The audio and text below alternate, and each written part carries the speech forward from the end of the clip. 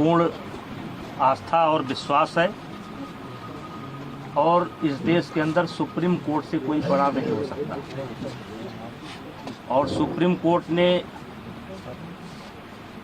के सामने कल एफआईआर करने की बात आई है और अभी यद्यप एफआईआर की कापी मेरे पास नहीं है, लेकिन एफआईआर हो ही गई होगी और उसमें मुझे कुछ गलत प्रतीत नहीं होता है।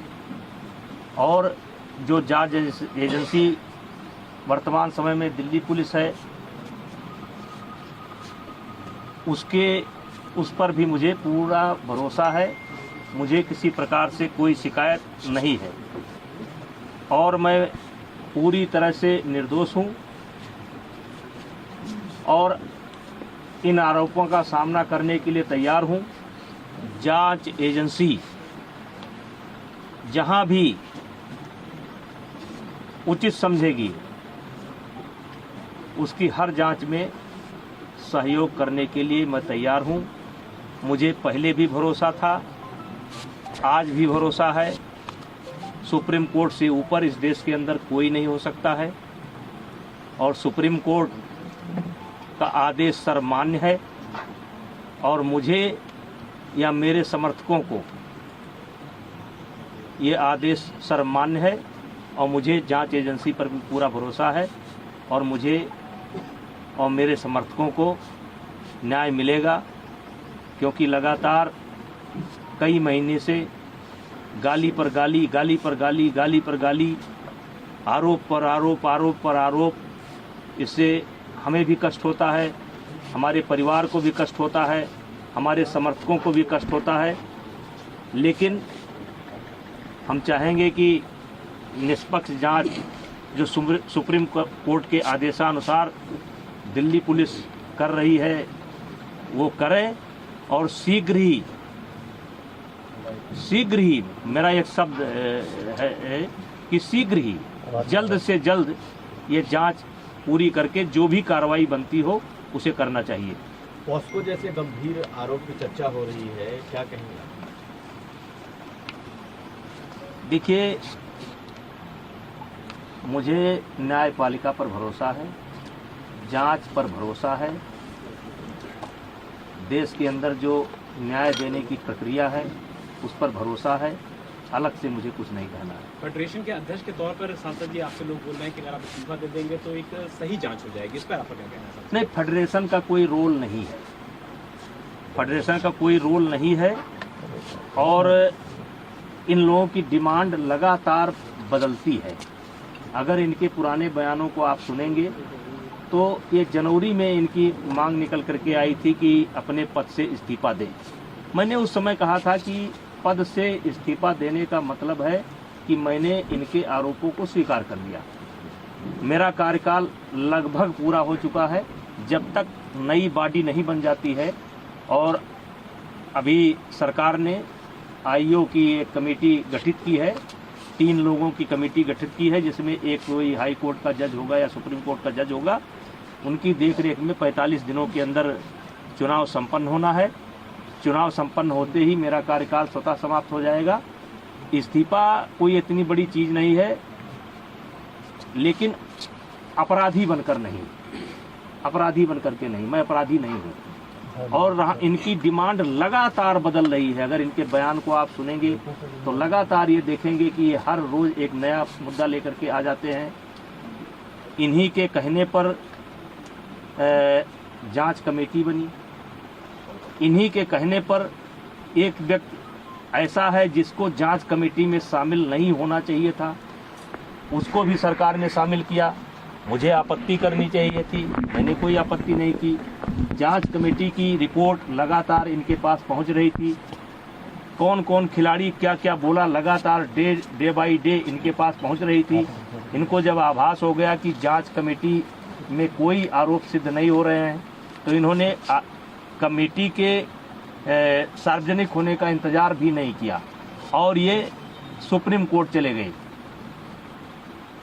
और एक कोई नया मामला लेकर के भी गए हैं और सुप्रीम कोर्ट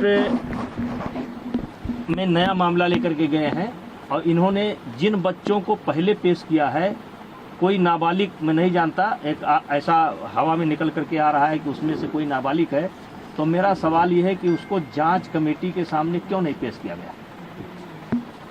और मैंने एक ऑडियो दिया है जिसमें एक खिलाड़ी, मैंने एक ऑडियो दिया है जिसमें धरने पर बैठा हुआ एक खिलाड़ी किसी लड़की से कह रहा है कि किसी भी लड़की का इंतजाम कर दो, किसी भी तरीके से इंतजाम कर दो। मतलब ये 4-4 महीना मेरे खिलाफ लोगों को उकसाएंगे, भड़काएंगे, सबूत इकट्ठा करेंगे और फिर 3 महीने बाद एक ले जा करके फिर किसी न किसी को पेश कर देंगे।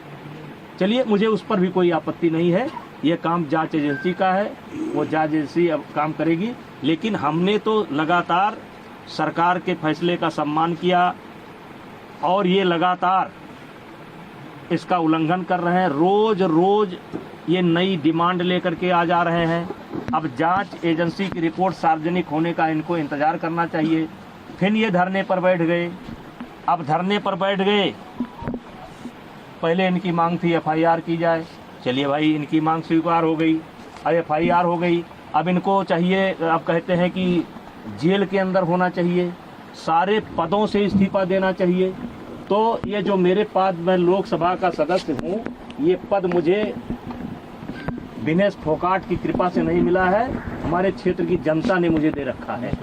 और एक बार नहीं, 6 बार दे रखा है। 6 बार मुझको दिया, मेरी पत्नी को दिया, और उनको उनकी कृपा पर नहीं है। और कुश्ती संघ का अध्यक्ष पद भी उनकी कृपा पर नहीं है।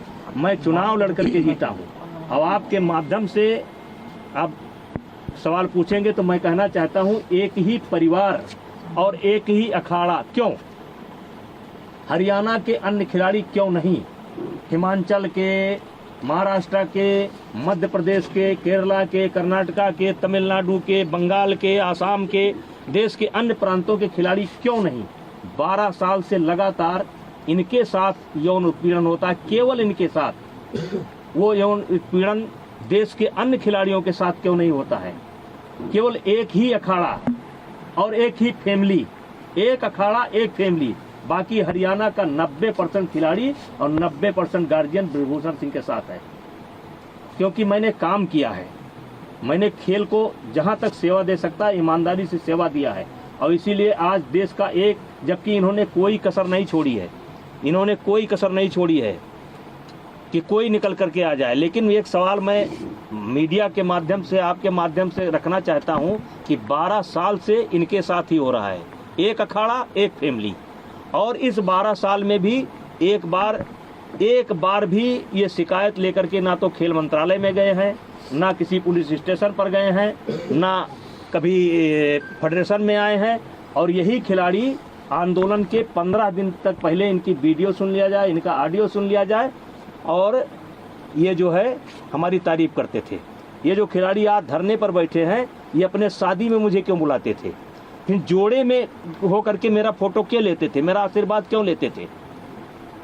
लेकिन मैं एक संवैधानिक पद पर हूँ, मेरी एक बोलने की मर्यादा है, उस मर्यादा के तहत मैं बोल रहा हूँ। अब मामला सुप्रीम कोर्ट के पाले में है, दिल्ली पुलिस के पाले में है, जो भी निर्णय करेगी हम मुझे उससे स्वीकार। साजिश के पीछे कौन लोग हैं? सांसद जी, साजिश के पीछे कौन लोग हैं? आखिर आपको इसके पीछे क्या दिखता है? कौन है वो एक फैमिली, एक अखाड़ा, और इसके पीछे कौन है? का नाम क्या है? देखिए, मैं शुरू से कह रहा हूँ कि इसमें एक उद्योगपति का हाथ है, कांग्रेस का हाथ है। मैं शुरू से इस बात को बोल रहा हूँ।